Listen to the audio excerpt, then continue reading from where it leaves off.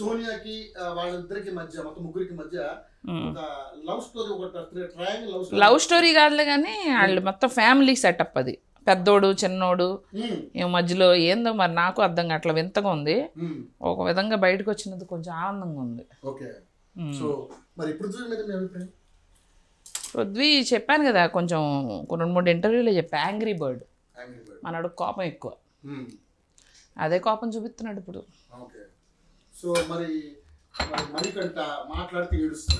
అవును, అలాంటి వాళ్ళే బాగా చూస్తారు. బాగా సైకలాజికల్ గేమ్ ఆడుతున్నాడు. మరి ఇలా అల్లం దంచుతున్నాను కదా, మరి మైక్లో డిస్టర్బెన్స్ రాదా?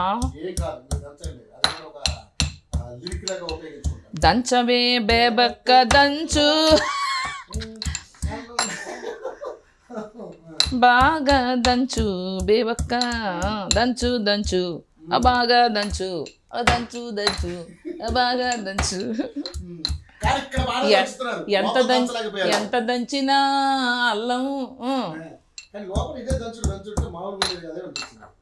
తెలియలా నాకు ఎలా రియాక్ట్ అవ్వాలో. వాళ్ళందరూ ఇప్పుడు ఒక మనిషిని ట్రిగర్ చేసేసి ఒక మనిషి మీద పడ్డారనుకో, అంటే టార్గెట్ చేసి, వాళ్ళకి అర్థం కాదు ఎలా బిహేవ్ చేయాలి. వీళ్ళందరూ ఎందుకు నా మీద పడుతున్నారు, నేనేం తప్పు చేశాను, నేను ఎలా దీనికి రెస్పాండ్ అవ్వాలని నేను ఆలోచించుకుంటా ఉండేసరికి 2-3 రోజులు అయిపోయింది. తర్వాత నాకు అర్థమై బయటకు వచ్చా. తర్వాత కొంచెం అర్థమైంది, కొంచెం వీళ్ళేదో టార్గెట్ చేస్తున్నా అర్థమై అప్పుడు నేను గొంతెత్తడం స్టార్ట్ చేశా. అప్పటికి లేట్ అయిపోయింది, అంటే ఓటింగ్ అంతా క్లోజ్ అయిపోయిందంట. సో అదే నేను అంతా అయిపోయినాక చాలామంది ఇప్పుడు ఉంచండి బేబక్కను, ఇప్పుడు ఓటేస్తాం, తనలో ఎంత ఫైర్ ఉందా, షీ సచ్ ఎ గుడ్, ఇంత టాలెంటా, తగ్గించండి.